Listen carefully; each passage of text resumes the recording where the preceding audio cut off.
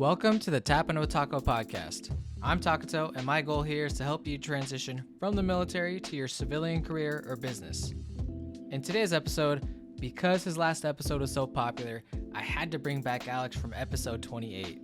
In this episode, we'll be touching on how to navigate a tough job market, how to ask for help, and what it takes to succeed in your first civilian role. I had lots of fun filming this episode, and I hope you enjoy it. In the Subaru with my Nikes on the dash. In the Subaru with my Nikes on the dash. In the Subaru with my Nikes on the dash. Nikes on the dash, Nikes on the dash.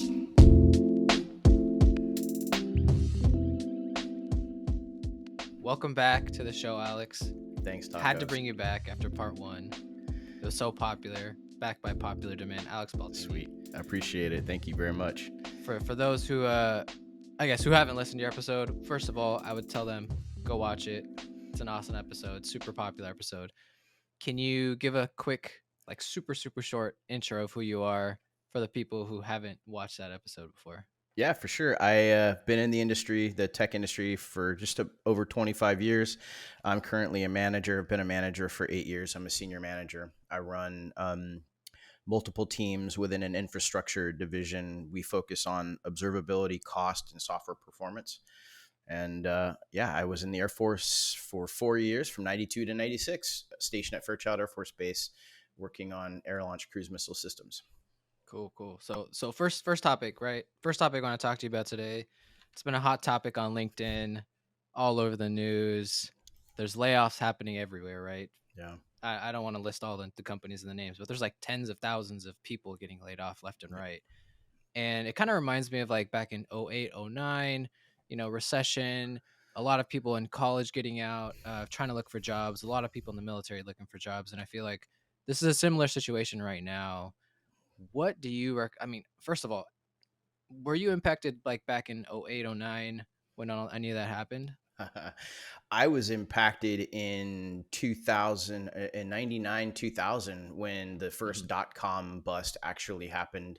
I was in Orange County, California, competing with people that had master's degrees and PhD degrees in computer science, and I didn't even have help desk experience. I just got my A+ certification.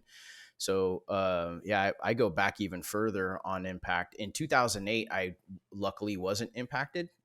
I made a decision to go work at Amazon, and they weren't largely impacted, or at that time impacted by layoffs. But I have a lot of friends that were.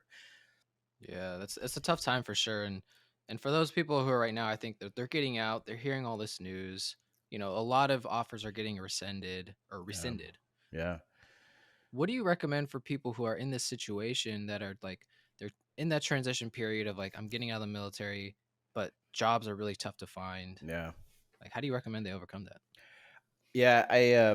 The first thing I thought of when I read this, when you pre-posted it, was one of the skills I learned being in the military, being in the Air Force, was sort of how to turtle up and financially reduce, like just almost slow my heart rate for financial pace, right? I don't know if you had the same experience, but there would be guys in the dorm rooms that were single, or myself, where living off the income that we had, you would almost have to like purposefully eat at the chow hall 3 times a week or 3 times a day, go back to your dorm room, maybe play your console, and you just augured into doing nothing.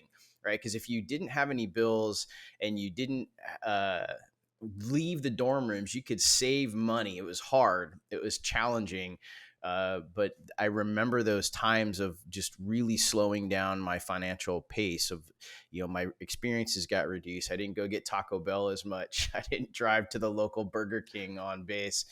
And so I find that being able to slow that stuff down first and foremost for me is always been a luxury that I learned from being in the military of, okay, it's going to be tough times. I have to buckle down. And that's probably not helpful advice for anyone that not in the military, didn't have that experience. But these things remind me of those times, hard times. I think probably the biggest thing to remember about layoffs and recessions is it isn't a reflection of you. I've been laid off, and I know how that hit my ego the first time that happened, and how worthless you can feel, or, in America, we're so defined by the job that we have and the role that we have. 80% of the people that I meet out in the world, the first thing they ask you is, what do you do for a living? Not Right. what you do for fun. Right.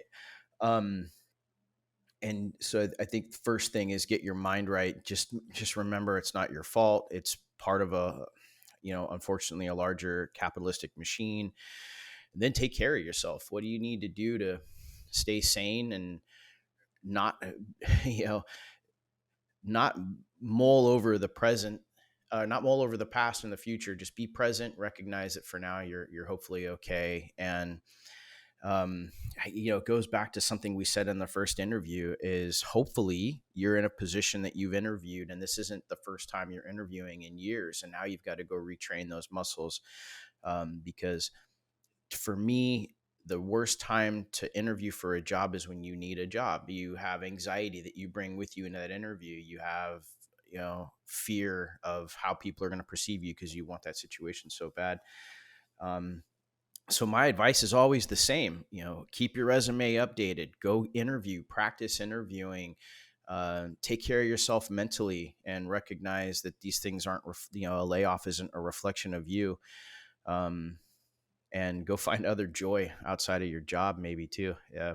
Yeah, let's dive into that. Let's dive into like finding more joy, right? So we're all caught up on like jobs. What do you do? Right? You just said when you meet somebody, the first thing they ask is, "What do you do?" Yeah. But in these times where it's difficult to find a position or you've just gotten laid off, Yeah. what do you recommend? Like, I know you're talking about like get your mind right. Yeah. What are those types of things? Like for me, it's like, I try to stay active and I try to just I'll spend a little time dedicated towards like work stuff. Yeah. Yeah, for me, it's an opportunity to close gaps, right? So if you're suffering from imposter syndrome, what are the triggers for your imposter syndrome? And typically it's, well, I don't know how to compile C++ code, or whatever the technical thing is that maybe makes you feel inferior. So go learn it. Go find ways to close those gaps. Another great way to close gaps is certifications. All of those things should help you get confident that the next time somebody asks you a question in an interview, you feel prepared to answer it and you can echo that confidence. But it's also, if you are massively impacted from a layoff, whether financially or emotionally, learn from that, and don't put yourself in a situation to feel that way again. I have a 6-month nest egg in cash that probably sits out there completely unused, and it's probably a waste of money, but it absolutely makes me feel safe knowing that for 6 months I can pay all of the things I need to pay and then some. And that brings a sense of security. I recognize that some of that's privilege. I've been in this industry for a really long time and I've been able to save, but that is a result of me being laid off before and literally having 1 month of funds. And so I never wanted to be put in that situation again. So figure out what it is that's making you anxious in these times, solve for them, and unfortunately realize this isn't the last time. Like, we're gonna, once this industry rebounds, it always does, tech industry anyways, there's going to be another round of layoffs in X years too. So put yourself in a situation that you don't feel the anxiety and depression that comes with these kinds of moments again. Yeah, and it's always good to have something to do on the side, or some kind of creative escape that we're talking about, right? Right behind you, you got your woodworking. I just want Yeah. to plug that really quick because it looks so sick. Just like looking Thanks, at man. that. Can you talk about like the stuff that you've done for your woodworking? Yeah, for sure. I built by hand. I'm building a woodworking shop, so everything, all of the tool storage, all of the benches, I'm making for myself, and I I have very little output to show for my wood shop other than my actual wood shop. So every once in a while, I actually do something that outputs from my wood shop. So I love making these mountain art pieces. I usually do it out of reclaimed wood, and so they look they look sort of natural or whatever. But this stuff, I went with like high quality hardwoods. It's all walnut, mahogany, and white oak. Thought I'd treat myself for one of my own big art pieces. But that is absolutely harkens back to what we're talking about. I need an escape from work and from computers. And going back to your layoff problem or layoff question, I've got a couple of friends, unfortunately, were impacted from the layoffs, and their severance package is very nice, and their reaction isn't to go, oh, I'm going to go stress about finding a job. Their immediate reaction is, cool, I'm going to go take a couple months off and go do the thing that I love so much now that I have some more time off. So certainly privilege. I'm not acknowledge that, but those are the things when you put yourself in those situations. Those are the things that really help you surf out these bumps in this industry. For sure, for sure. All right, let's switch gears. A little Yeah. gloomy with recession talk All and right. layoffs, but looking at the positive side, right? Yeah. So you gotta, let's say you're a veteran, you just got a new job, you're about to join a new team. It's a big change, right? Yeah. From the military to civilian, like that's a big culture shock, Yep. right? Yeah. How do you like what do you recommend for those people that are just now getting out? They just got their first job, they're super excited to start, and now they're joining their team. How do Yeah. they kind of mold themselves? Maybe not necessarily mold themselves, but kind of insert themselves into the team. Yeah.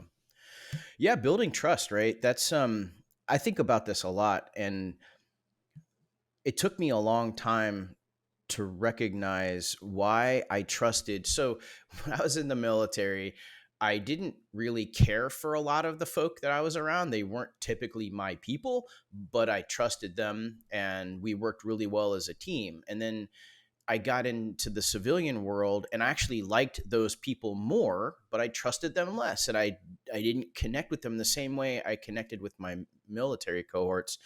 And it took me a long time to figure out why.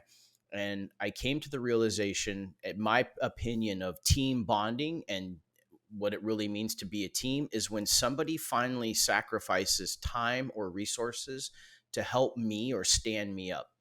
Right. So that happens all the time in the service. You need, someone to cover for you, or you need someone to help you in a maintenance situation and you don't quite understand how to do it. So they come over and mentor you.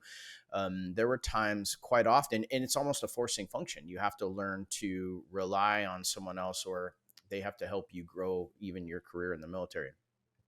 And in this industry, or at least in tech, it's built a little bit differently. So where I found team bonding to happen is when someone would cover an on-call rotation for me, or they do paired programming with me. They would give me their time to help me get better at something. And when those folks did that for me, it made me feel closer to them and made me bond with them and started to feel like a team. And that's the environment now that I try to build across my teams. I encourage sharing of on-call rotations, or I encourage helping on a technical problem when you spent more than a day. Like, go escalate, go get one of the senior engineers to come help you solve a problem. And those moments of working together are what build team trust and all of the other things. There's tons of LinkedIn articles that you can go read about, what makes good leaders and how to build trust in a team. But for me, it's volunteer, step up, help your teammates, start to build that camaraderie. And that's when I start feeling the most rewarded, is when I actually am in a team that's extremely healthy. And I know they have my back because they're willing to give time. They're willing to give time and resources. Yeah. One thing I just thought about, you're talking about a team you're joining. When I first got out the military, it was really hard for me to ask for help, right? Yeah. And say, I don't understand this problem, or I just need help figuring this out. Yep. What do you recommend for those people who are like, well, I need help, but I don't know how to ask for help? Yeah. Like, what do you do? What are those steps to really figure out, like, well, I know I can trust these people on my team? Yeah. I would say in my experience, there's many ways to ask for help. And the worst way to ask for help is to just throw your hands up and ask for help. Like, how do I do X? A better way to ask for help is, hey, I've tried to do all of these things to solve for X and I'm stuck. I don't, show the person that you're about to get help from that you've made some kind of effort. And I think that's true outside of outside of life. Like, I'm trying to think of the worst example. My mom calling me for computer help, right? Like, she's like, I can't get this thing on my iPad. I'm like, what have you tried? Because I have Right. shown her Google, and she's finally learned that before she calls me and asks for help, she'll text me, I Googled this already, I still don't know what I'm doing. Hey, at least you tried. Yeah. Now I'm more willing to give help. So be prepared to show the work you've already tried to do to solve for yourself and make yourself independent. But the other thing, that don't wait too long to ask for help. Mhm. Like, God, that's a trap, right? I've seen sprint items sit on a sprint board for 3 days, and you finally go, wait, why is that still there? Hasn't made any movement. Well, I'm stuck. What do you mean you're stuck? Why is this the first time that we're hearing that you're stuck? Like, don't wait too long to ask for help. So if you do those two things, ask for help quickly, but be prepared to show the work that you already put in. People will start to trust you. And then don't make the same mistake twice, right? If somebody's going to take the time to show you how to get past a problem, uh, pass it down, share your knowledge with others, but man, don't come ask me twice how to do something. That will be really frustrating. I mean, you as an individual in tech, you feel the same way, right? If I came to you and asked for help, right, it resonates, doesn't it? Mhm. Absolutely. Hey, hold on. So Yeah. you talked about sprint boards. Yeah. Some people might not be super That's familiar with fair. like agile methodologies. Can you talk about like what do you mean by like if something's been sitting on a sprint board for a while? Yeah, and so in my military career, there was never a great way to track work that I was doing. And so sprint is a mechanism for tracking the work that an individual is doing. That's all it comes down to. I like it because it's a visual representation of the speed at which your team is working, getting things done. But essentially, there's multiple phases that work exists in. There's like a discovery phase, understanding the work that you need to do. There's the actual action of doing the work, and then typically work is reviewed, and then there's usually some process that work has to go through before it's finalized. And a lot of these revolve around tech and office jobs. In the maintenance world, it's probably a little bit different. So if there is a ticket or something that identifies a piece of work sitting on the board and it's in the to-do lane and it's sat there for a long time, that's usually a smell that somebody's stuck. You Mhm. try to break things down into, at least I like it when things are broken down into a couple days worth of effort. I'm going to do this thing. It's going to take me a day or two and I should see it move. I like seeing momentum, and having things stick in the to-do lane for more than a couple of days usually is an indicator. Yep, that makes sense. Yeah. Okay, cool. Appreciate you Yeah. explaining that real quick. Yeah. Thanks for keeping me grounded in your audience too. I tend to forget not everyone is in tech and doing software Yeah, stuff. for sure. So we talked about teams, right? You're brand new out of the military. We talked about asking for help. Yeah. Ultimately, you've been like you're joining a part of a machine or well-oiled machine. How do Yeah. you build trust with the people that you're joining the teams with? Yeah. Um, I thought about this again a lot. I love that you pre-send the questions, and the way that I've built trust is changed over the course of my career. I think I have it more refined now, especially as a leader. And that starts with just being authentic. And I know that was another one of the follow-up questions, but I try to be as authentic as I can to my direct reports. I'm in a position now where it's a little bit easier to be my authentic self because it also influences my team.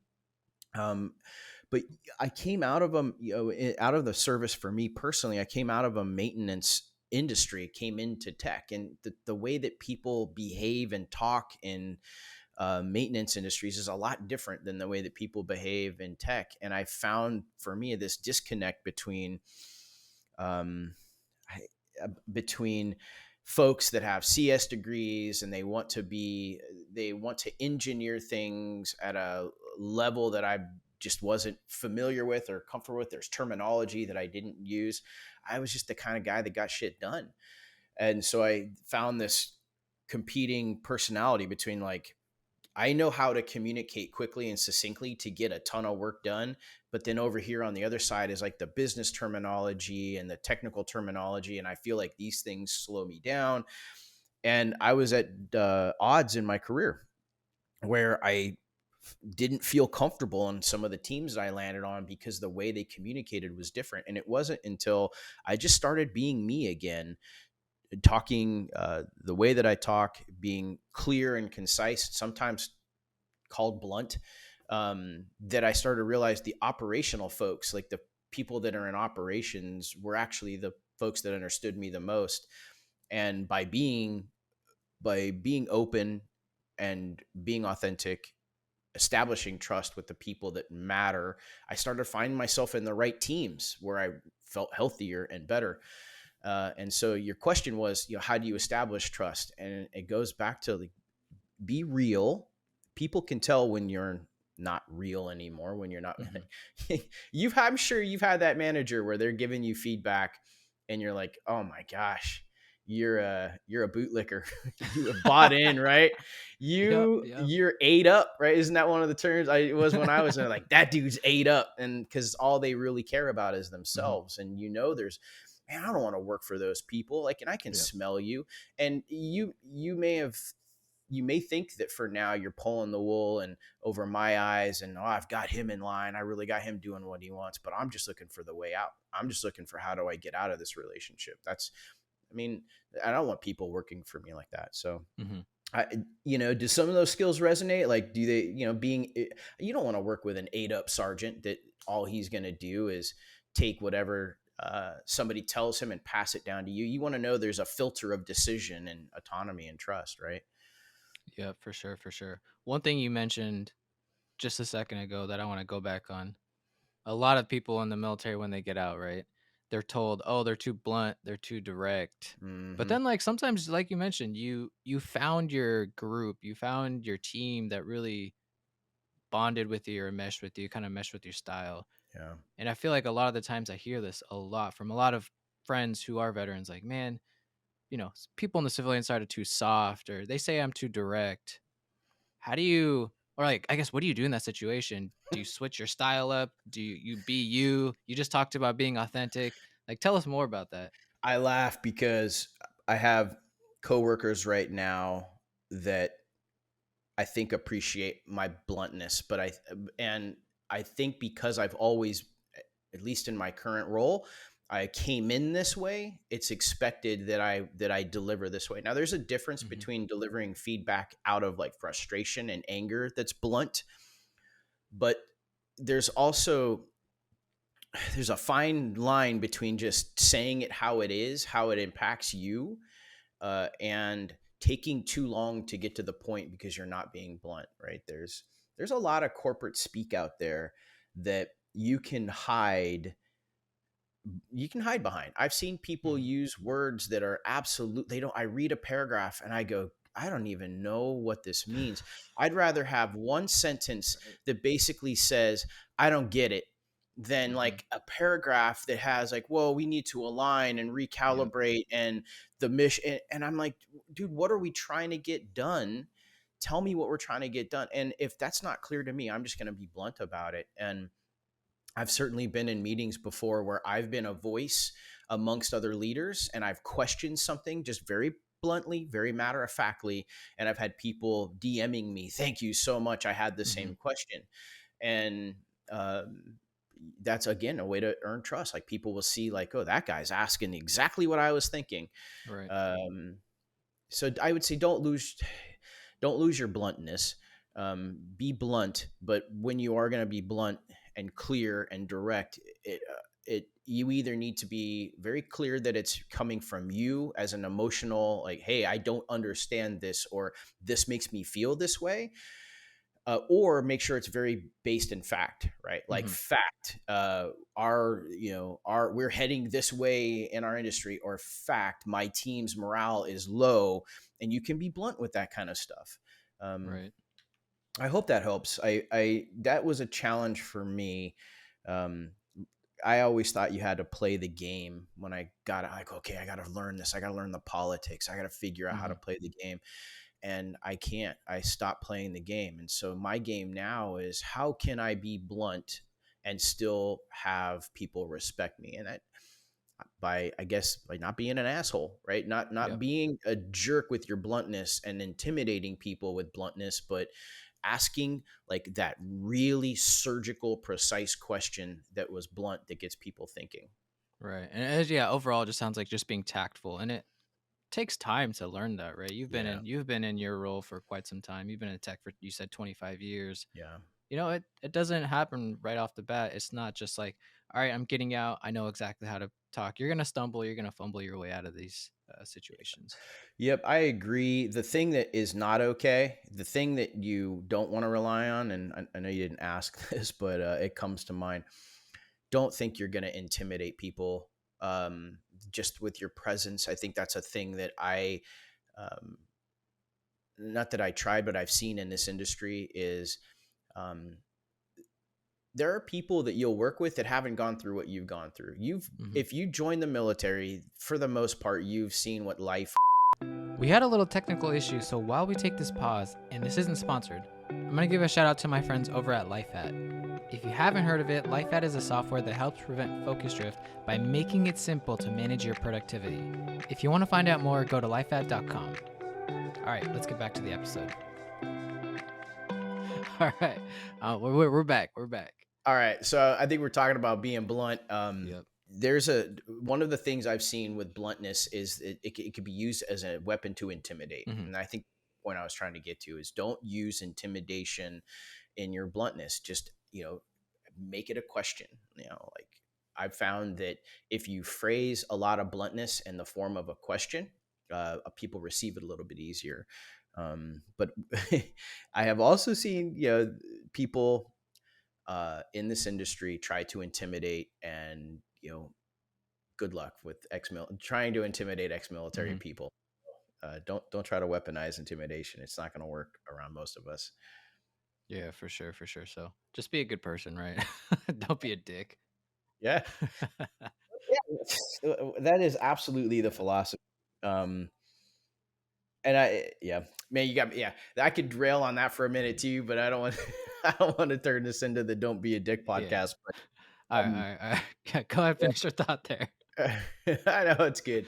Uh, I the more that I used to be that way in my industry, and I think one of the things that set me apart now is I'd rather collaborate and work with people regardless of how I feel about them. They may not be the most.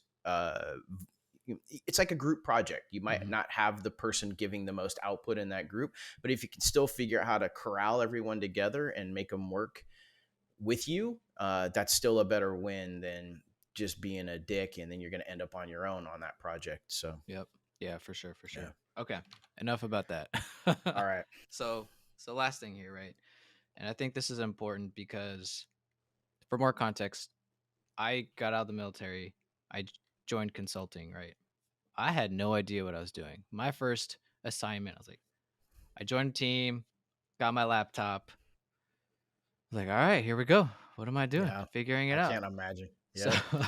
and shout out to Jordan Davis, who was my mentor, my first lead on my first job at my consulting firm. But my question here is, so you start a new job, you start a new project, you have this new team.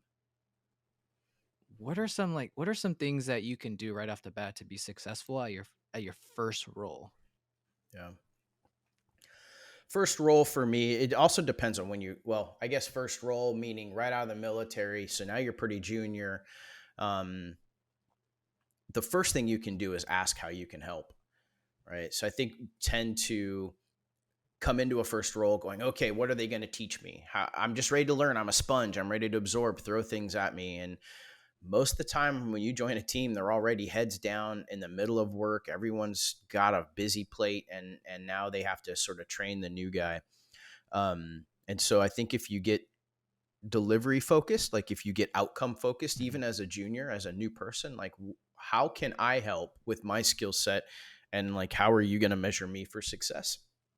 That's a really healthy perspective to have throughout the rest of your career. And even as a junior, those are things that you should be asking. You hired me. I'm here for a reason. What is that reason? And how do I help? And how do I get ramped up as fast as I can? What types of things do you focus on? Well, for me in tech, right, it's just what are the responsibilities that I'm going to have now as in this junior role.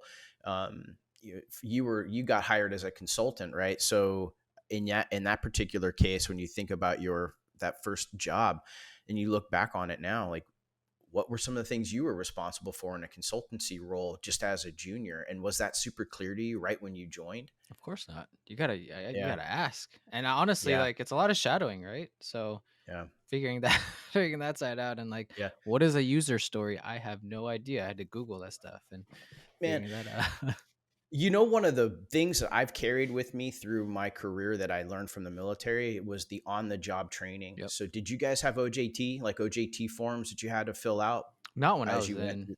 Not that Okay. I remember. Or if even if it was, there's so much other paperwork. I have no idea. Everything just kind of got jumbled in the same thing. We had on the job training paper that we had to follow, and you had to go do the task and then sign it and show that you like were certified in this task now. And what that meant was it was like a forcing function on mentorship. It was like, Taco can't drive the lift truck until he's done the lift truck training and we'll sign off on it. And he's had X hours on the lift truck. I bring that with me to every team. Not this again, it's not the Alex show, but the OJT of here's what I expect from you from the first 30, 60, 90 days on the job. And it's a metric for you to make sure that you're paced.